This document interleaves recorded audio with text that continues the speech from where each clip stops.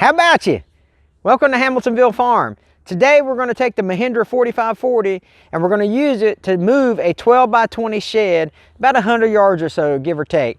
Anyway, I'll show you that process, and as a bonus, I'm going to introduce you to two very special people. All right, stick around.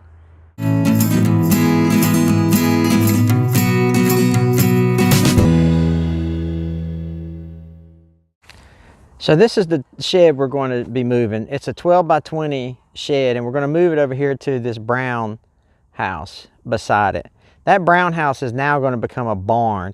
That's part of the plan that we have. Hopefully all this stuff comes to pass. You know, like I said in earlier videos, we've got a 5-year plan to turn this place into something nice. But if you have a hobby farm, you need sheds. We have 3 on the property, and when we bought the property, the 3 were already in place, and they're not where we want them. And with that being said, we have to move them. And we'll take the Mahindra 4540, we'll hook it up to the 12 by 20 shed. It's got skids underneath it, so you'll see that process of how I get it hooked up. You can see a roof laying here and some trusses. See the trusses back there as well? That's Hurricane Michael. I used to have not a lean-to, but a roof where I could park my lawnmower and things like that underneath it, but no mow. And so we're going to move it. We're going to move it to over here, and then the brown house will become the barn, and the shed will become storage for like hay and tool and feed and things like that for the animals that we're going to put in the barn. So let's watch the process and let's meet those 2 special people. On this particular model of shed, the skids run all the way down the bottom of the shed, and you can see the straps there. So what we're going to do first is we're going to loosen these straps so that we can pull those off. There's 4, there's 1 in each corner. So we're just going to simply take a wrench and remove those straps. That's going to be the next step. Shouldn't be too hard to do. And here's one of the 2 you get to meet, Sonny. Look at it, don't hide, Sonny, you're on camera. I don't need to be on camera. That's my stepdad's Sonny. He come down. At least we'll give him a wave, Sonny. Listen, them old country folk, they don't like it at all. All right, and then there's Mama. Huh? All right, let's get this thing taken care of.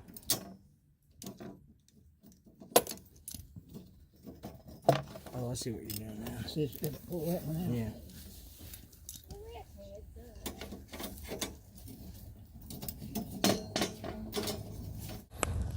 All right, so let me show you the process. You see the bracket that's under the ground right there? That's a stake that's supporting the structure. It's got room for a bolt to go through it, and this is the bolt that goes through it. And this bolt has a slit in it. Can you see that slit right there? Well, these straps fit into that slit like so. And then you ratchet the bolt, therefore creating a spin on this particular bracket, and it ratchets it and it draws up on itself, and it keeps it, or that's what makes it tight and secure to the bottom. So that goes in there.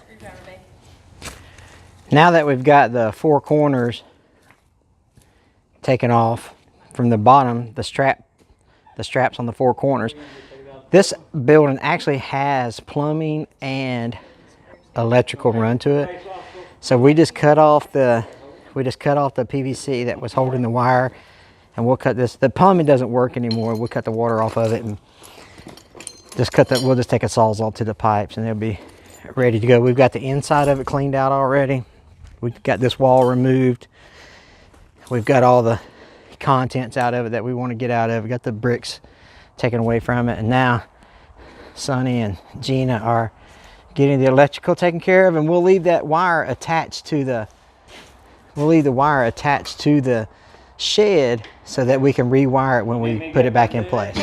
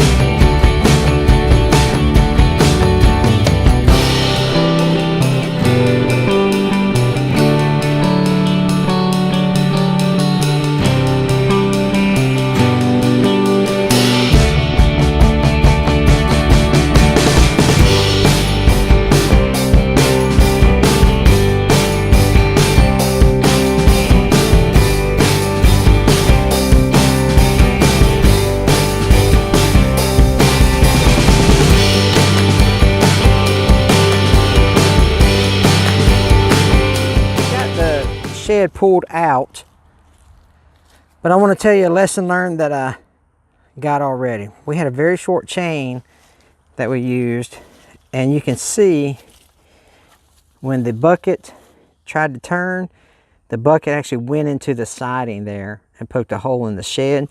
So what we're going to do on the other side is have a longer chain so that the bucket is further away from the shed. And so it was, I don't know how much it weighs, but the back end was crabbing, what I call crabbing a little bit, kind of sliding. And when you have to make a wide turn like that, yeah, I just turned too sharp and I stuck my bucket through the vinyl. So what I'm going to do on this side is I'll drill the holes just like we did. We'll run the pipes through them.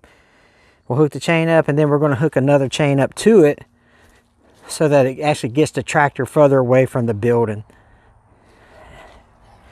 But it pulls it out. I mean, it pulls it out no problem. The skids did fine, and we just got to drag it to over there, and it won't take too much longer.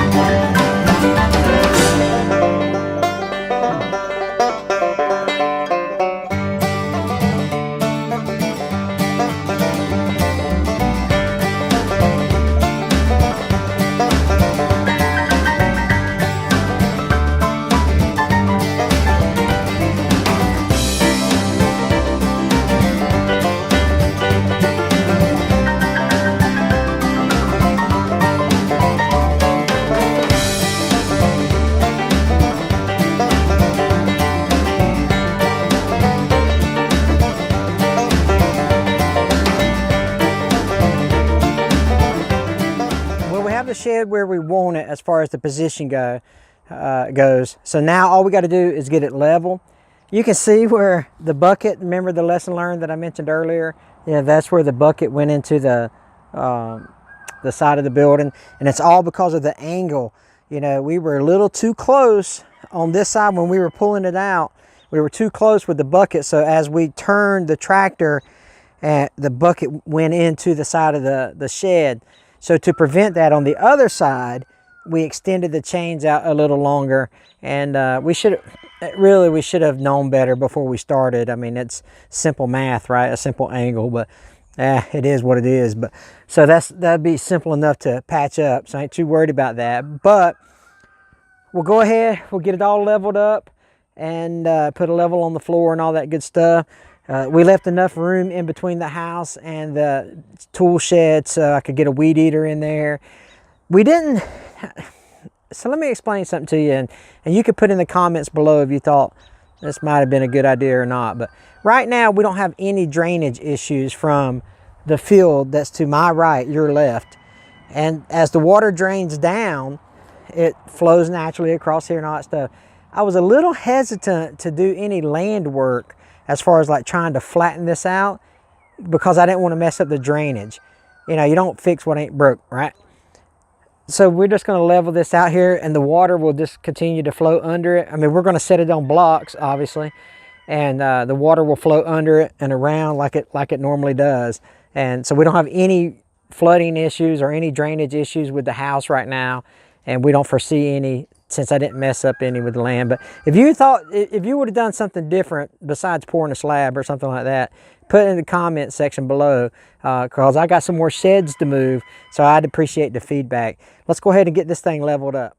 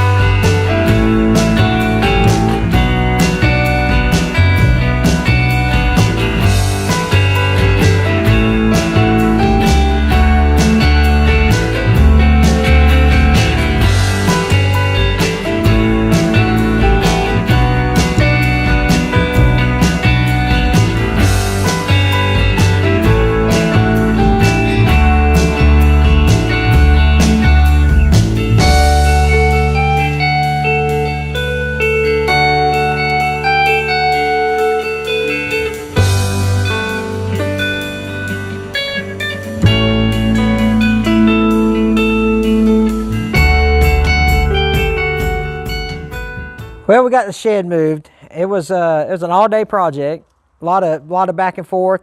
But I got some lessons learned as we tried to pick it up with a chain on the side of it.